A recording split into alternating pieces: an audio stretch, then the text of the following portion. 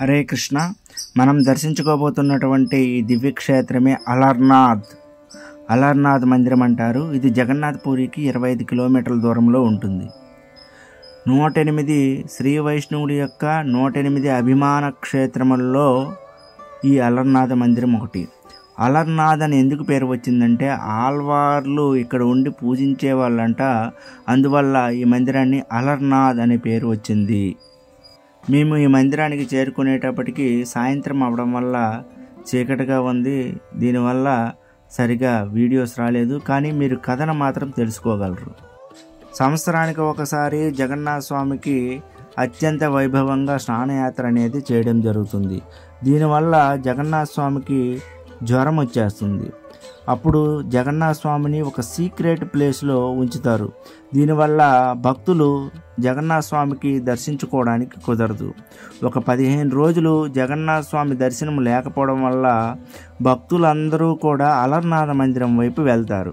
శ్రీ చైతన్య మహాప్రభు కూడా జగన్నాథ స్వామి యొక్క దర్శనం లేకపోవడంతో అత్యంత విరహంతో భగవంతుడి మీద అత్యంత విరహ వేదనని కలిగి ఉంటాడు. అప్పుడు జగన్నాథ స్వామి చైతన్య మహాప్రభు యొక్క స్వప్నంలో కనిపించి, నీవు అలర్నాథ్ వెళ్ళి నన్ను దర్శించుకోగలవు అని చెప్పగానే శ్రీ చైతన్య మహాప్రభు అలర్నాథ్ వెళ్తారు. అలర్నాథ మందిరం అంటే ఏమిటి, అసలు దీనికి పేరు ఎలా వచ్చింది అని తెలుసుకున్నట్లయితే, అలర్నాథ మందిరాన్ని బ్రహ్మగిరి అని పేరుతో కూడా పిలుస్తారు. సత్యయుగంలో బ్రహ్మదేవుడు ఘోరమైనటువంటి తపస్సు చేశాడు విష్ణువుని సంతృప్తిపరచడం కోసం. సాక్షాత్తు శ్రీమన్నారాయణుడే ప్రత్యక్షమై బ్రహ్మని సంతోషింపజేశాడు. అంతేకాకుండా బ్రహ్మదేవుడికి ఆదేశించాడు ఏమంటే, నీవు ఈ పర్వతం మీద తపస్సు చేశావు కాబట్టి ఈ పర్వతానికి బ్రహ్మగిరి అని పేరు వస్తుంది. అంతేకాకుండా ఒక నల్లరాయితో నా యొక్క విగ్రహాన్ని చెక్కించి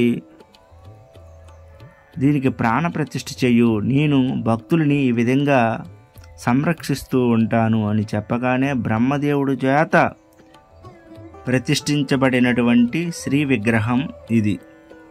శంఖ చక్ర గదా పద్మములు కలిగినటువంటి విగ్రహం ఇది. అయితే ఈ విగ్రహంతో పాటు గరుడు కూడా ఉంటాడు. సత్యభామ, రుక్మిణి, లక్ష్మీదేవి కోసం సపరేట్గా ఒక చిన్న మందిరం ఉంటుంది. శ్రీదేవి, భూదేవి సమేతంగా ఉంటారు.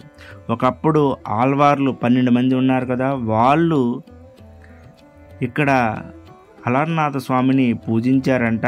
అందుకే ఈ మందిని ఆల్వార్నాథ్ అని పేరుతో పిలుస్తారు. ఇది 108 అభిమాన క్షేత్రాలు ఉన్నాయి శ్రీ వైష్ణవులకి. అందులో ఈ మందిరం కూడా ఒకటి. ఇంకా అద్భుతం ఏమిటంటే జగన్నాథ స్వామి 15 రోజులు దర్శనం ఇవ్వరు కదా. భక్తులందరూ కూడా జగన్నాథ స్వామిని దర్శించాలనుకునే వాళ్ళందరూ కూడా ఇక్కడికి వచ్చేస్తారు అలర్నాథ మందిరానికి. జగన్నాథ స్వామి ఆదేశానుసారం శ్రీ చైతన్య మహాప్రభు ఈ మందిరాన్ని దర్శించుకొని ఎప్పుడైతే అలర్నాథ స్వామిని చూశారో చైతన్య మహాప్రభు అత్యంత ఆనందంతో సాష్టాంగ ప్రణామాలు అర్చించడం కోసం అట్లాగే పడిపోతారు.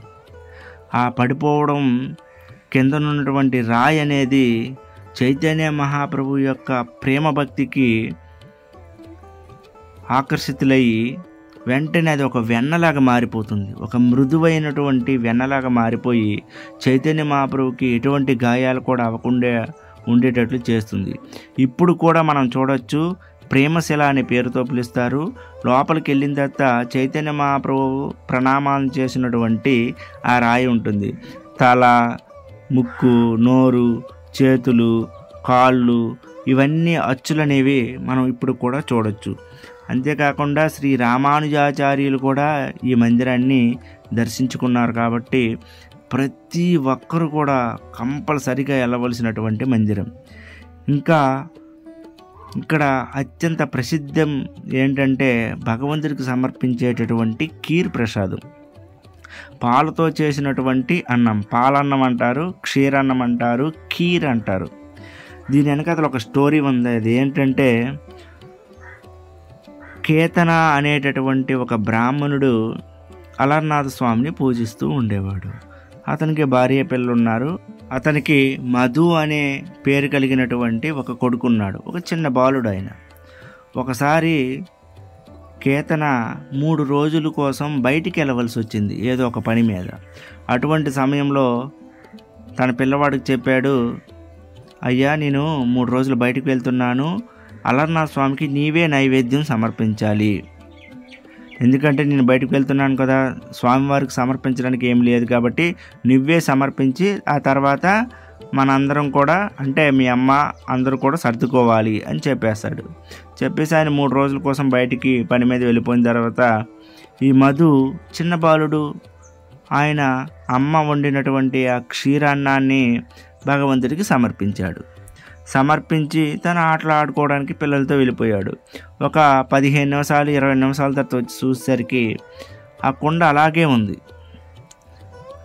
స్వామివారికి సమర్పించినటువంటి క్షీరాన్నం అదే విధంగా ఉంది. ఆ బాలుడికి తెలియదు జగన్నాథ స్వామి కంటి చూపుతో కూడా ప్రసాదాన్ని స్వీకరించగలడు. కానీ ఈ బాలుడు అనుకుంటున్నాడు, అసలు స్వామివారు తిన్నట్లయితే అక్కడ క్షీరాన్నం ఎలా ఉంటుంది, ఉండకూడదు కదా.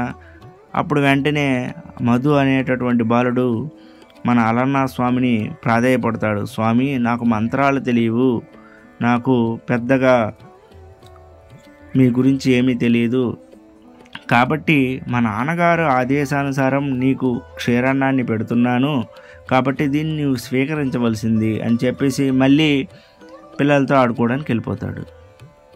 మళ్ళీ వచ్చేసరికి ఎలా పెట్టింది అలాగనే ఉంటుంది. అప్పుడు మధు అనే బాలుడు చాలా బాధపడతాడు, ఏడుస్తాడు, స్వామి ఎలాగైనా తినాలి అనేసి అని చెప్పేసి మళ్ళీ భగవంతుడిని ప్రాధేయపడి మళ్ళీ ఆటలాడుకోవడానికి వెళ్ళిపోతాడు. మళ్ళీ ఒక అరగంట తర్వాత వచ్చేసరికి పెట్టిన కుండలా ఖాళీ అయిపోతుంది, ఏముండదు. వెంటనే ఈ విషయం ఆ కొండ ఏమొచ్చి అమ్మవారికి ఇచ్చిగాన వాళ్ళ అమ్మ ఆశ్చర్యపోతుంది, అదేంటిది జగన్నాథ స్వామి అంటే మన అలర్నాథ స్వామి తినడం ఏంటి, మనకు రోజు కూడా మీ నాన్నగారు పెడతారు, ఆ తర్వాతే మనం అందరం తినేవాళ్ళం కదా, ఈరోజు ఏంటి ఖాళీ అయిపోయింది అనేసి మధు వాళ్ళ అమ్మ అనుకుంటుంది. జగన్నాథ స్వామి అంటే అలర్నాథ స్వామికి సమర్పించిన తర్వాతే వీళ్ళు తింటారు కాబట్టి అందులో ప్రసాదం ఏమీ లేదు కాబట్టి వీళ్ళు పస్తులు ఉంటారు. ఇలా 3 రోజుల పాటు ఈ మధు పెడుతూనే ఉన్నాడు, జగన్నాథ స్వామి అలర్నాథ స్వామి తినేస్తూనే ఉన్నాడు. 3 రోజులు కూడా వాళ్ళందరూ పస్తులు ఉంటారు. అప్పుడు ఈ కేతన అనేటటువంటి బ్రాహ్మణుడు వెనక్కి వచ్చేస్తాడు, తన పని ముగించుకొని చూసేసరికి అందరూ కూడా పస్తులు ఉంటారు, ఆకలితో అలమటిస్తున్నారు. ఏం జరిగిందని తెలుసుకునేసరికి అసలు మధు ఈ బాలుడే తినేస్తున్నాడు, లేకపోతే జగన్నాథ స్వామి తినడం ఏంటి, అసలు విగ్రహం ఎప్పుడైనా తింటుందా, ఇదంతా అబద్ధం అని చెప్పేసి ఈసారి నువ్వు పెట్టు నేను చూస్తాననేసి చెప్పగానే ఆ మధు అనే బాలుడు ఎప్పటిలాగే జగన్నాథ స్వామికి అత్యంత ప్రేమతో తనకే మంత్రాలు తెలియనప్పుడు కూడాను, స్వామి నీవు ఎప్పటిలాగే ఈరోజు కూడా ప్రసాదాన్ని స్వీకరించు అని చెప్పేసి తను ఆటలాడుకోవడానికి వెళ్ళిపోతాడు. వెంటనే ఈ కేతన్ అనేవాడు వెనక నుండి చూస్తూ ఉంటాడు, అసలు స్వామి తినడం ఏంటి, విగ్రహం ఎప్పుడైనా తింటుందా, ఇన్ని సంవత్సరాల నుండి నేను భోగాన్ని అర్పిస్తున్నాను, నైవేద్యాన్ని సమర్పిస్తున్నాను, ఎప్పుడూ తినలేదు కదా అనేసి వెనక నుండి చూస్తూ ఉంటాడు. ఎప్పటిలాగే జగన్నాథ స్వామి దాన్ని స్వీకరిస్తూ ఉండేటప్పుడు వెంటనే ఆశ్చర్యపోయి వెంటనే పరిగెత్తుకొని వెళ్ళి స్వామివారి యొక్క చెయ్యిని పట్టుకుంటాడు. ఆ పట్టుకోవడం వల్ల ఆ వేడిగా ఉండేటటువంటి ఆ క్షీరాన్నము భగవంతుడి మీద తుల్లిపోతుంది, భగవంతుడి మీద పడిపోతుంది. ఆ పడిపోవడం వల్ల అక్కడక్కడ మచ్చలు కూడా ఏర్పడిపోతాయి. ఇప్పుడు కూడా అవి చూడొచ్చు.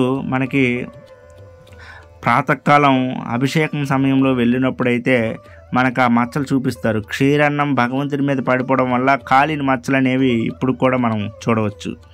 స్వామి నువ్వే ఈ క్షీరాన్నాన్ని తినేసినట్లయితే మా పరిస్థితి ఏంటి, మేము ఎప్పుడు కూడా ఆకలితో అలమటిస్తూ ఉండాలి అనేసి ఈ కేతన్ అనేవాడు అంటాడు. అయ్యా ఎవరైతే ప్రేమతో నాకు సమర్పిస్తారో దాన్ని నేను స్వీకరిస్తాను.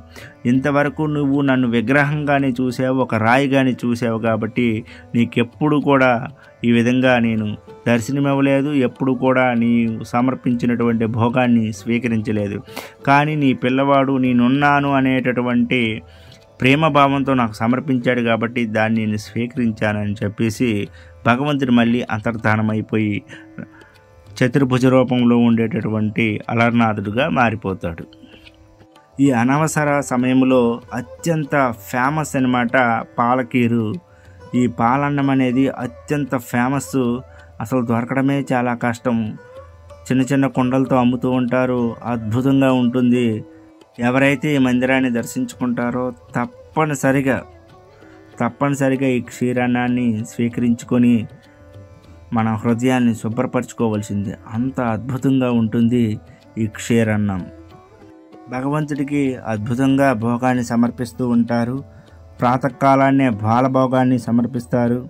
మధ్యాహ్నం చూసుకున్నట్లయితే అనేక రకాలైనటువంటి రైసు, పప్పు, రకరకాల కూరలు, పాలన్నం పెడతారు.